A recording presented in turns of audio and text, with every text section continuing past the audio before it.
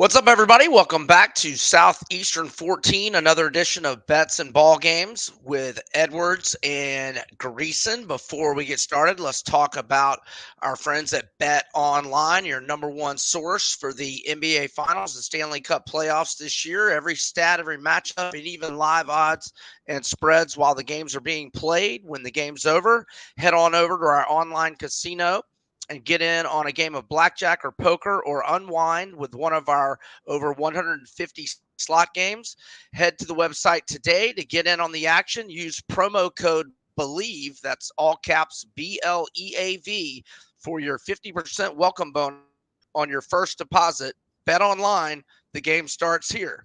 All righty, we are recording a little early or mid-afternoon on Thursday rather than Friday. Jay Greeson joins us from Chattanooga. What's up, brother? Not much. Wanted to apologize to everybody for my very Don Flamingo pompadour. Remember the old easy knockout victim in the Mike Tyson Punch-Out game, who had the Yes. wonderful hairdo. Glass Joe? Mike Tyson's Punch-Out is the reason that I started playing Nintendo. Much to discuss today. The College World Series, A&M eliminates the Gators. Tennessee eliminates the Semis, who remain 0 for life in Omaha. And we've got A&M and Tennessee going to start a best of three on Saturday. And our friends at Bet Online have the Vols installed as minus 155 favorites with the Aggies at plus 125. I don't believe we have a starting pitching announcement, so no total yet, no run line. But when they announce the starters, we will have that. But again, recording on Thursday, I don't even know if they'll announce them till tomorrow, probably. Tomorrow afternoon, even. And one thing, check the wind. Both these offenses are great. Tennessee's hit something like 177 home runs. They've won 58 games. They are historically good offensively. And it could be a series defined by 11-9. I mean, it really could be. But A&M's pitchers finally wore down your Gators late last night. Florida, when you have to come out of the losers bracket, it's a tough road because you run out of arms. I think Florida started a freshman last night, and I don't think he made it through the first inning. So it's just one of those scenarios that it's tough. And it's supposed to be tough because the teams that win the games should have the edge. Yes. And so that goes down on Saturday.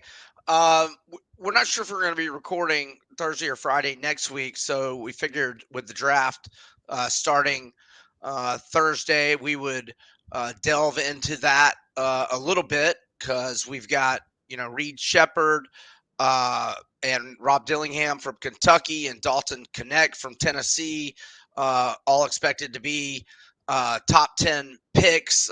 We've also got some other Kentucky guys. Antonio Reeves expected to go early to mid second round. We also have Justin Edwards from Kentucky, probably going to be a mid second rounder.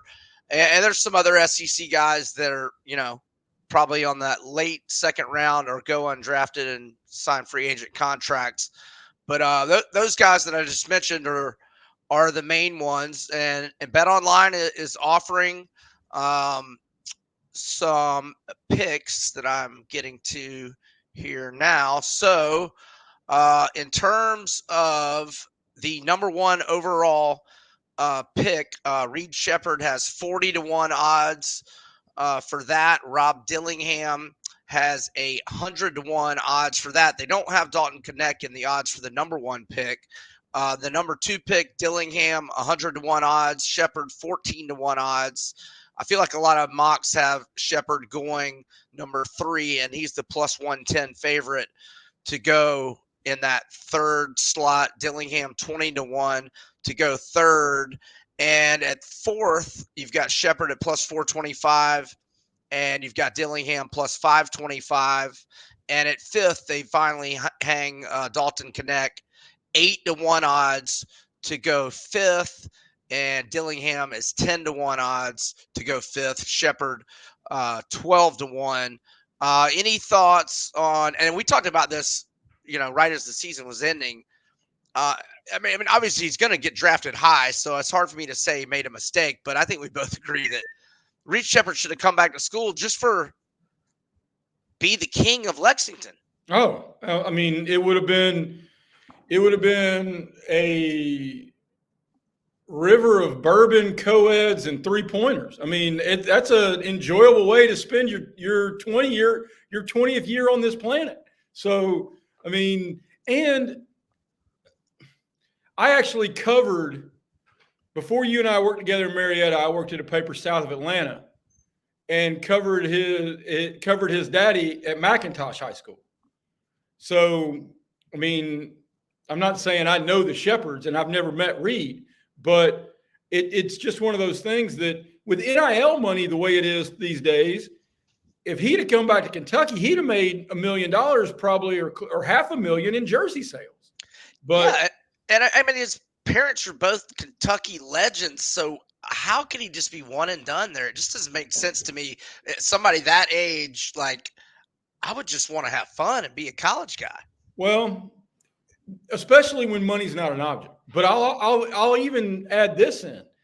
I think dude's got unbelievable range, but drafting a 6'2" shooting guard in today's athletic NBA, I mean, he's going to have to check Trae Young, and I'm not the world's biggest Trae Young fan, but Trae Young is going to take him off the bounce every single time.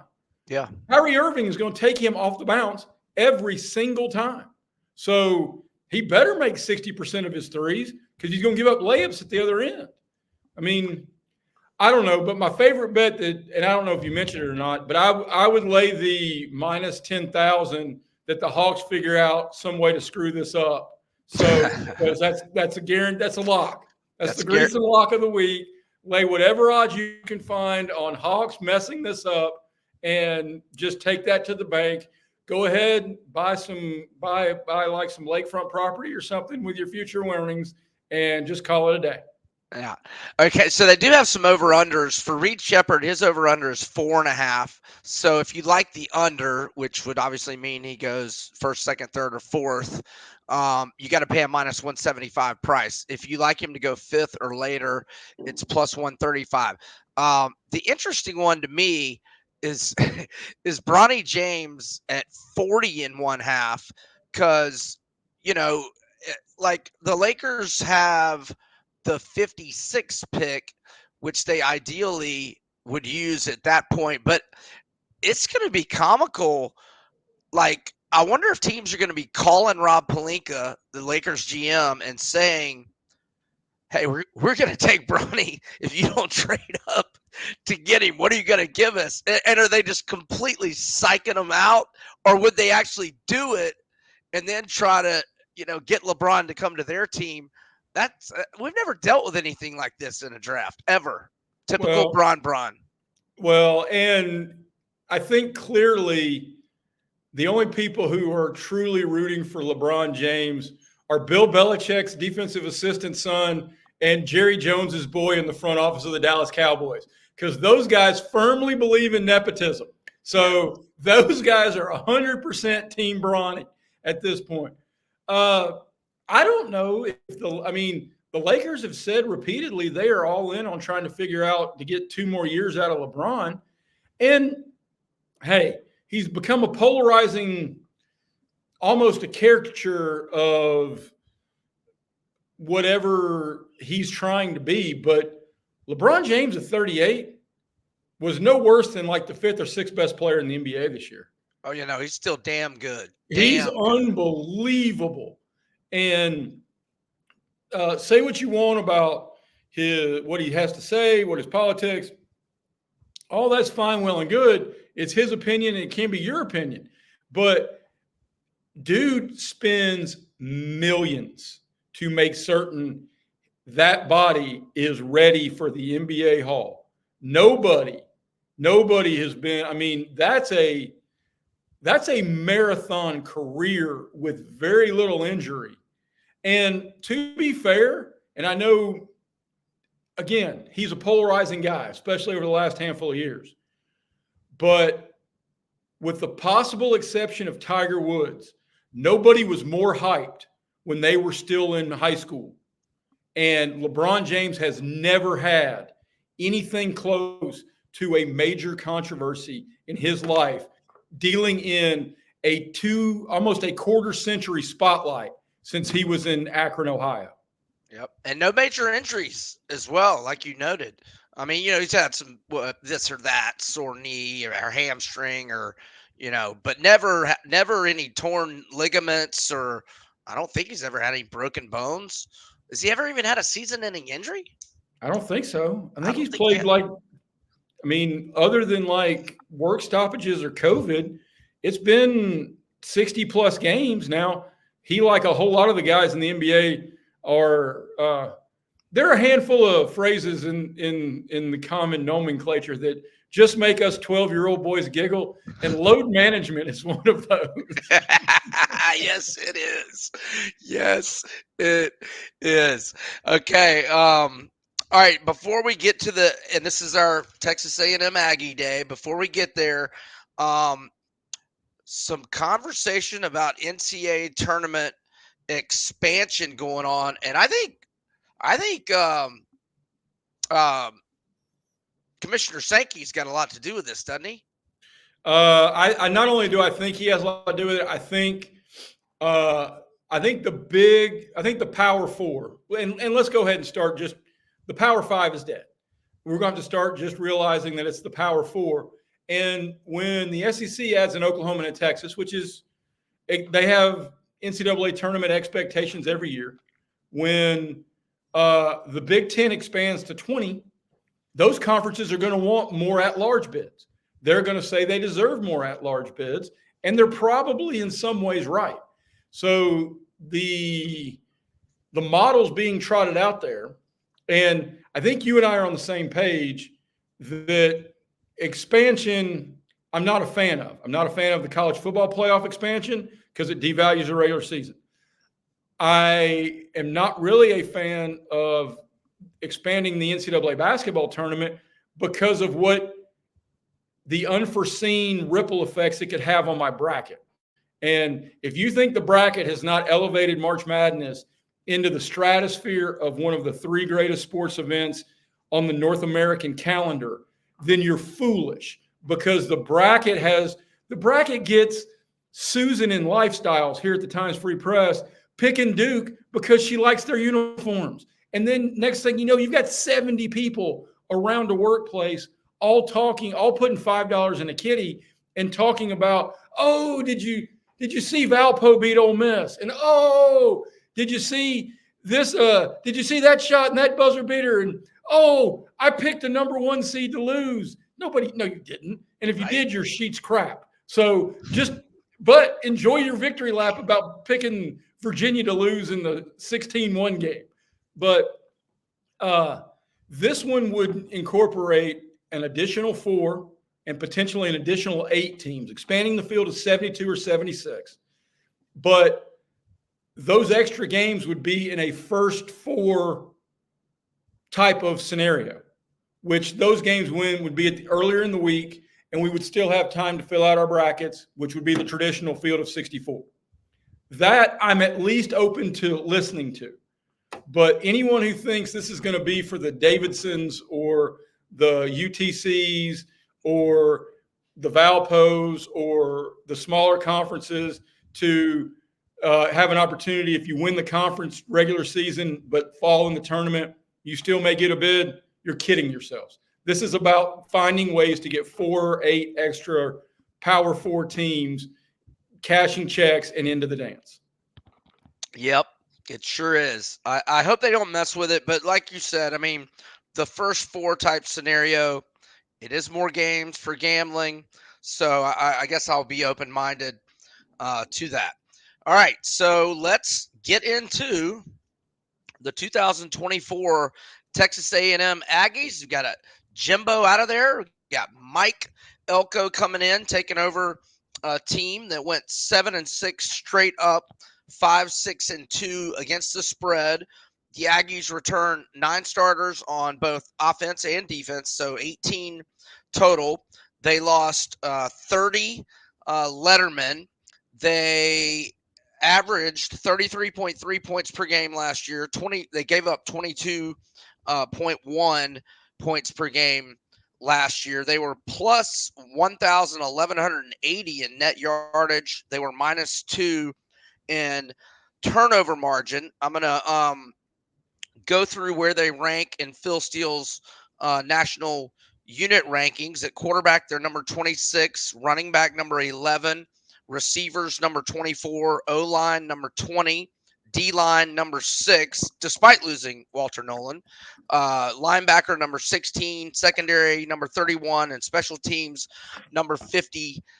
6. All right. The Bet Online menu of gambling options only has a line on one of their games for now. That is A&M at home -1 versus Notre Dame in week 1. To make the CFP, A&M has odds of plus 275. To win the Natty, 33-1. To win the SEC, 16-1. Those are the 8 shortest odds. Heisman odds for Connor Wegman, who's coming back from the torn ACL last year, and he, in 8 career starts, has a 16-2 career TDI&T ratio. His Heisman odds are the 9th shortest at 22-1. And the season win total at Bet Online for the Aggies is 8.5, shaded to the under at a -140 price, and the over is plus 110. I will go over some of their recruiting numbers and their games of the year numbers in a moment, but I'll flip it over to Jay just with any whatever initial thoughts before we get into the schedule and all that. All right. Well, first, I think it's very fitting that we are doing Texas A&M today because Monty Williams was fired as the Detroit Pistons coach, and they gave him $65 million to go away, which makes him and Jimbo Fisher kindred spirits. Yes. Because, and if they ever can get Gus Malzahn, then they're like Bobby Petrino away from a pickleball tournament of a whole bunch of guys who never have to work again because they've been paid to leave places. So I don't know if there is a bigger swing team in this league this year than these Aggies. Because I don't know if Elko's good. I mean, I know he was real good at Duke for 2 years. Hey, they were good at Duke, but I mean, that's beating that's wearing Wake out. Okay. You better have some dudes now if you're going to saddle up in this one. But converse to that, you mentioned they had 9 starters coming back on each side of the ball. And you have to expect at least a little bit of a step forward from a coaching staff because, one, Jimbo's not calling plays anymore, and that's a huge gift to every A&M fan you know. But, 2, the stats you read out, they averaged 11-plus points per game more than their opponent and 1,100 yards total over the season and still finished 7-6. Right. That is a difficult thing to pull off. Yeah. So, I mean, a whole bunch of that is the guy on the sideline. Yeah. And then it also became such a distraction. I mean, if Connor Wegman's healthy, dude has looked the part of being a really good college quarterback. Go ahead. Well, I was going to say on the quarterback says because I know you and I were well invested on the over in the LSU A&M game, and unlike most LSU games last year, it wasn't looking very good early. I like the quarterback that started that game for them, Jalen Henderson, the lefty. He played excellent against LSU, so I think they've got quarterback depth. And I'm sorry I cut you off. Go ahead. Well, and I'll answer that last part first.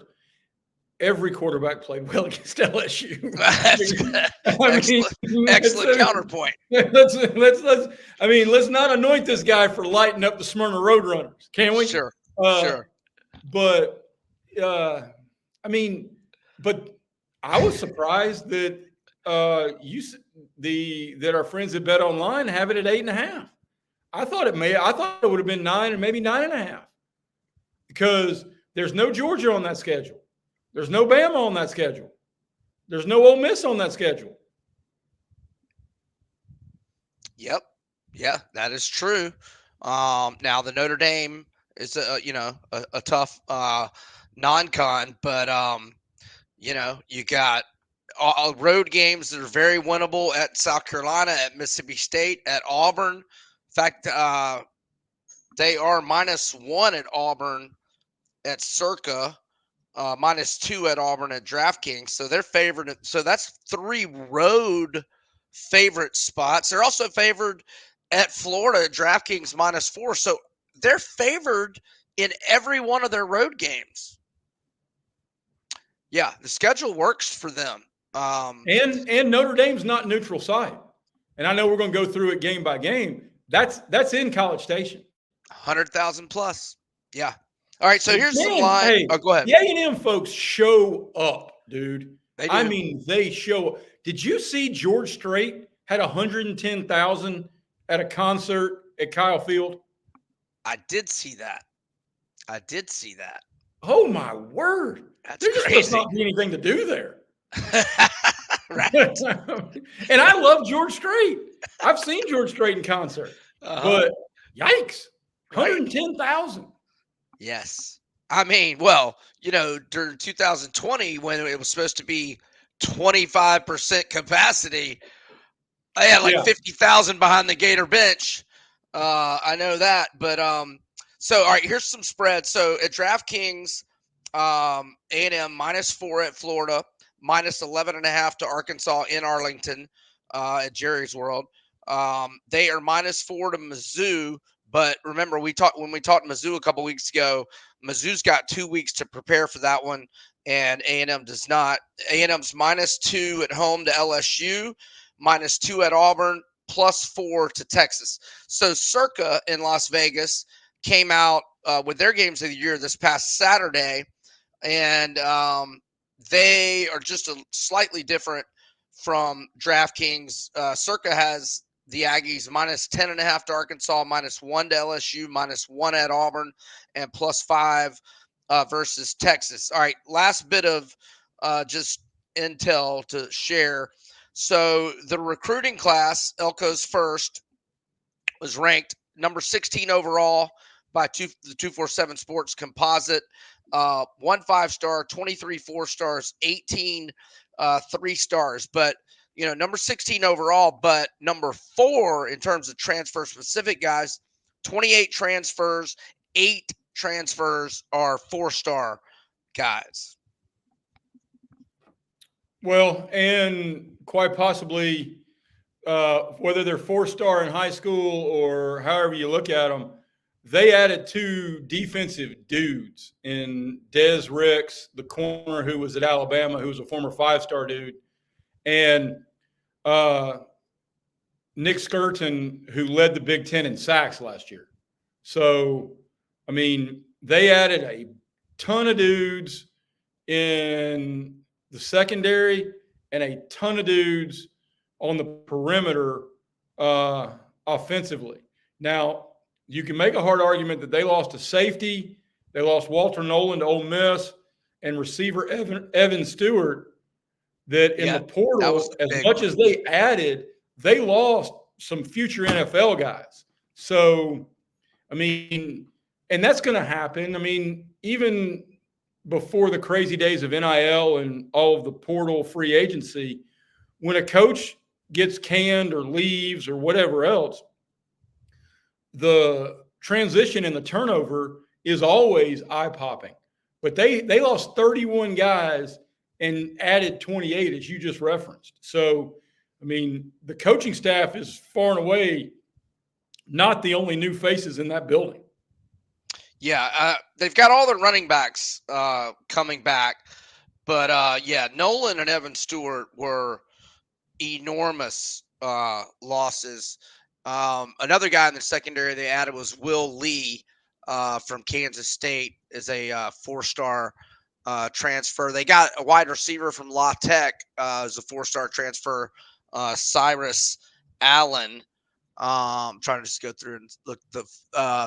You said Scorton, the Big Ten leader in sacks. They got a safety who's a 4-star transfer from San Diego State, Marcus Ratliff, and they got a guy from FCS level, Cal Poly, 4-star transfer corner, Donovan Saunders, and then they got two Gators that were starters for Florida last year, Scooby Williams, linebacker, and Jaden Hill in the secondary. So yeah, they got a bunch of. Yeah, they got Emmett's son, who was only a 3-star transfer, EJ, but he was pretty good at Stanford. So and they already got tons of depth in the backfield. But yeah. All right. Any thing to add before we start perusing this schedule? I'm not certain if you ever finally decide to settle down and have tots, but would you promise me to name your firstborn son Scooby? I cannot make that promise. Okay. Well, I just think Scooby Edwards would be he'd be Hey, a wonderful chap. that, Everyone would love that kid. I all right. I'm not going to completely dismiss it. Right. And then when you make him goldfish, you know what those are? They're Scooby snacks. I love it. All right, let's get to the schedule, man. So this Notre Dame game is a monster game for both teams, especially Notre Dame, because you know they don't have that many high quality wins to be obtained. So this would be a huge one for Notre Dame. Again, I mentioned A&M. Especially on the road. Especially Right. on the road, brother. Yes. Yes. I don't have any idea on this game. I need to do some more studying on Well, Notre Dame. nobody does. Nobody does right now because arguably what was going to be the biggest storyline of this was the quarterback who helped Elko build Duke into something that Duke Riley has not Leonard. seen since Spurrier was there.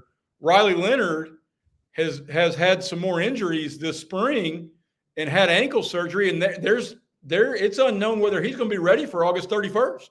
Yeah, and that obviously is a big deal, and that makes it where we can't really predict this game. I'll just call it a swing game, coin flip, whatever for now. Um, but you know what? I think I lean A&M.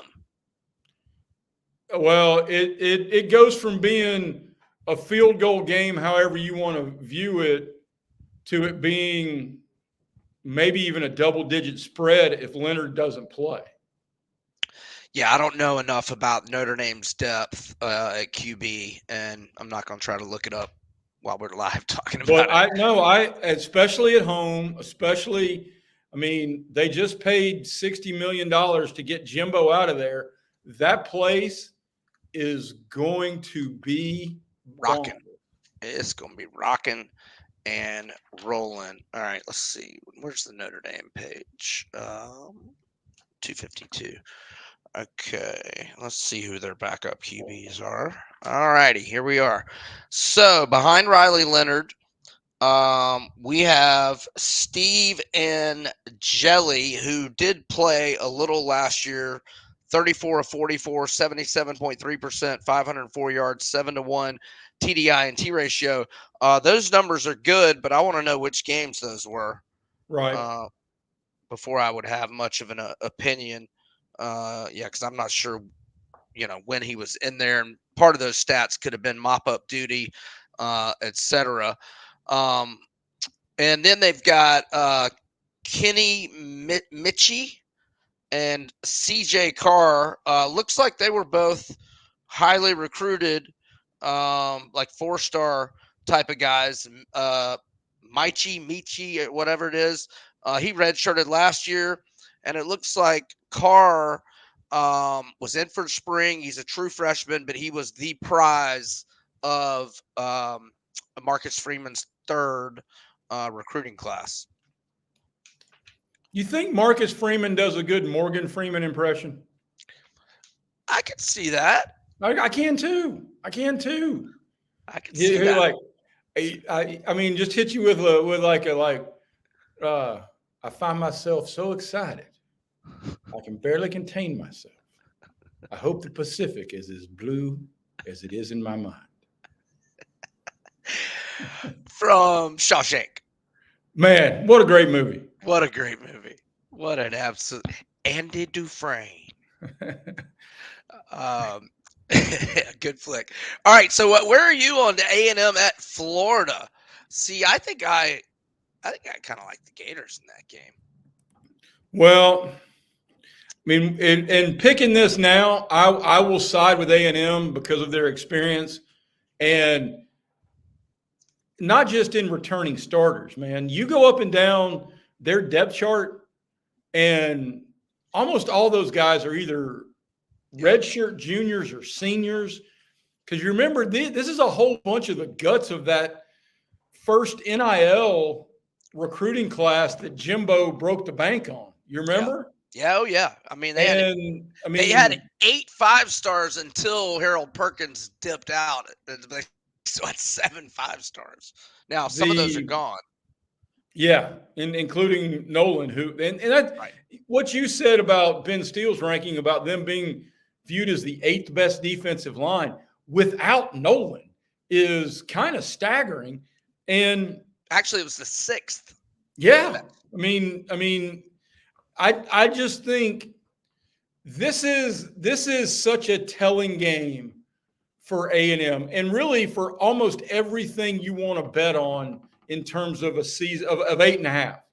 You win this one, and you can almost knock off and get to 9 pretty easily. You know, if you go to the Swamp and win, you can. The math works to get to 9 without a whole lot of extra stress. But you lose this one, and then a first-year head coach, and dear Lord, don't start 1 and 2.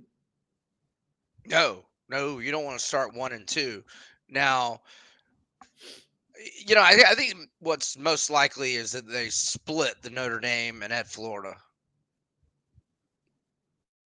Maybe. Okay. We'll see. Well, All right. I mean, if knowing what we know now, saying a split between those two is fair as long as Riley Leonard plays. Yeah. Because here's the other thing: we could bet if you like A&M on the over, but then Connor Wegman doesn't necessarily look as good as maybe some of his early numbers translated. But see, I think this offense is going to be so much better without Jimbo calling plays. Right. Yeah. Okay. So after Florida, they host Bowling Green. Like I mentioned, double-digit favorite to Arkansas. Now that's always a close game, and I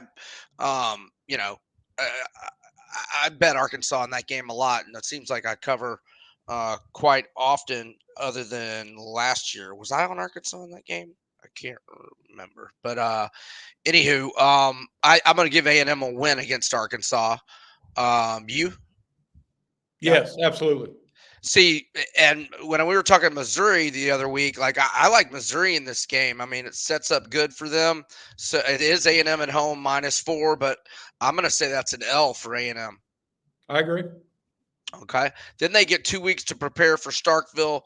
Mississippi State does not have 2 weeks to prepare. I think we'll both agree that's a W. Yeah, this is where they start to build a little momentum, I think. Yeah.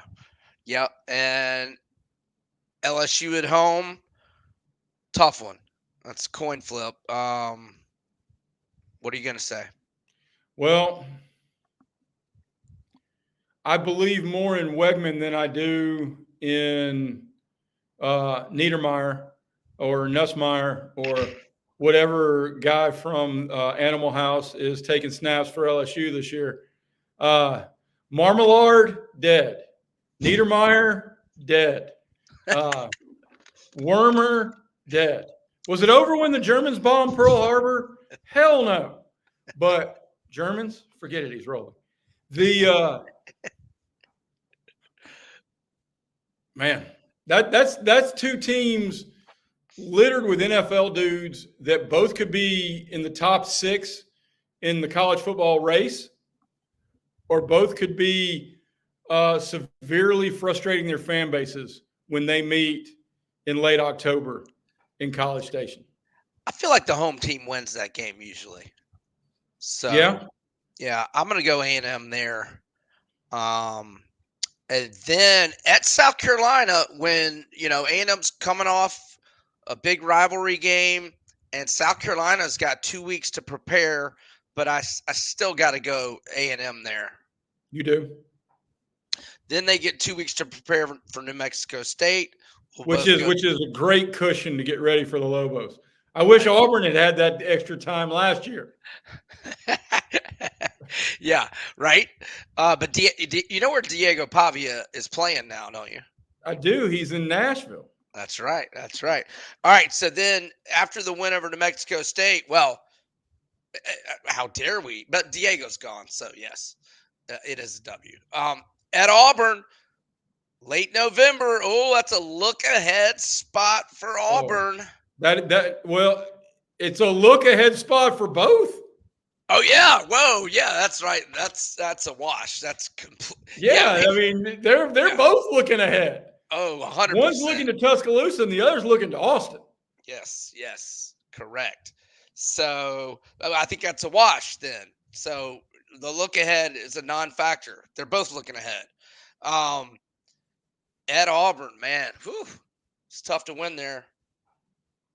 It is, but I unless I am 100% wrong, I was on. I have Auburn under. This is one of those swing games that if we're going to stay with our picks of what we've tabulated over the last couple of months, Brian, this is going to be an A&M win, and I think their quarterback's better, at least from what I've seen from their bodies of work to this point. So, first-year coach against a second-year coach, I don't know how much that plays into it because Elko now would have had 10 games on the sideline and at least 10 months to put his fingerprints on the Aggies program. So I think this is a Texas A&M win. I'm going to throw a curveball. I'm going to say Auburn wins, but A&M wins at home and upsets Texas. Well, you already know I know you love. I laid the 4 when we did Texas. Yeah, I know. So wait, all right. So I'm going to say they beat Notre Dame but lose to Florida. So that's 2-1, 3-1, 4-1. I say they lose to Missouri. That's 4-2. I'm gonna go 5, 6, 7-2, 8-2, 8-3, 9-3. That's what I've got. I actually would lean and agree with 9-3 because it also gives you the swing of if they pull out, you now have a built-in cushion. If they win at the Swamp is not going to be some super shock to anybody. Winning at Auburn is not going to be. I mean, your 9-3 has them losing to Florida and Auburn, right? Right.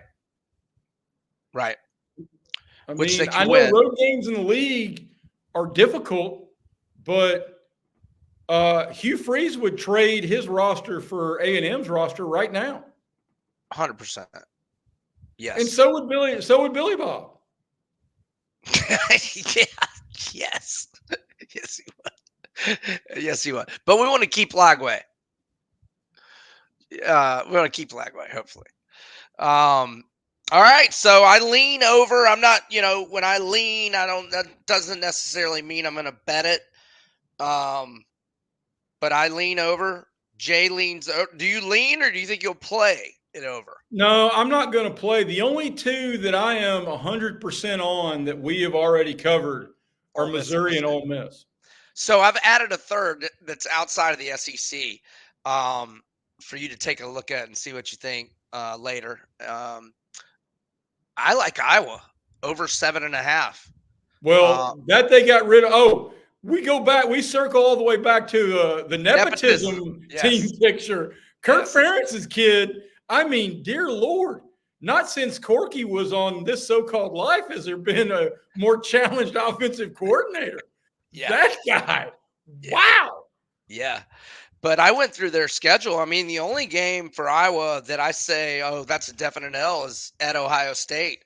The rest of them are all winnable, and they've got 8 starters back from that elite defense, and they do not play Michigan, and they do not play Penn State, and that's a good thing. And let's see, they only have to travel out west once, so that's going to be good for any team that only has to go west once. Is I think that's a And gift, right?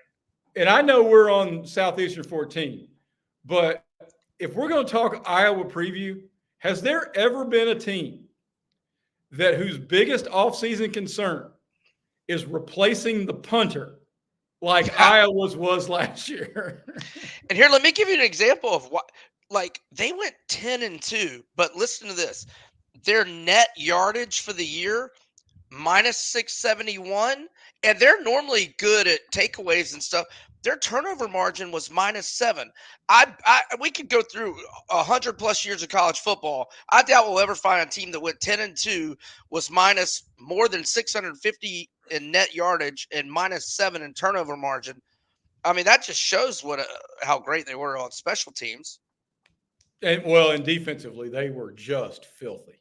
Yeah, they only gave up 14.8 points per game. So yeah, I like Iowa over 7.5. Let me also share a couple of UFC picks. UFC Saudi Arabia on Saturday, 3 p.m. Eastern on ABC. The main card starts. So in the co-main event, I'm going to go with Sergey Pavlovich to win in round 1 for a plus 135 payout. Pavlovich was on a 6-fight winning streak with 6 first-round knockouts until he lost by first-round knockout to Tom Aspinall last November. No shame in that. I don't think anybody's beaten Aspinall anytime soon.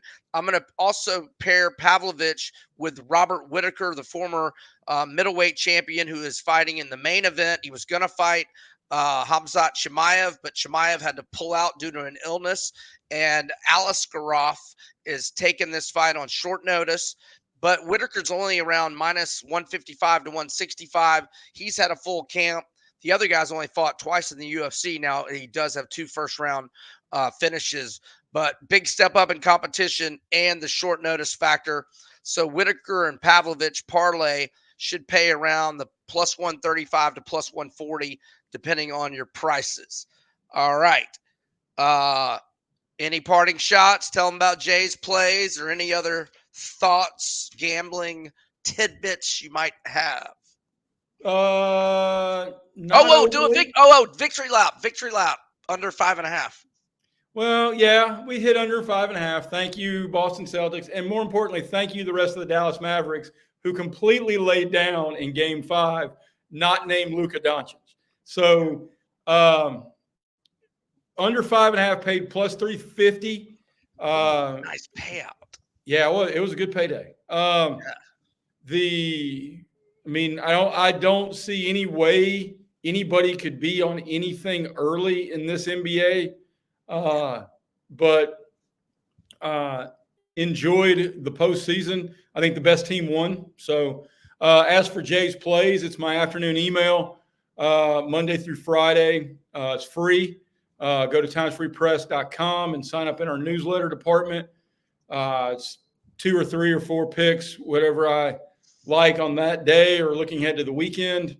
We are, after last night's split, we are plus 92 and change units in 17 months since starting this in October of 2002. I guess that may be more than 17 months.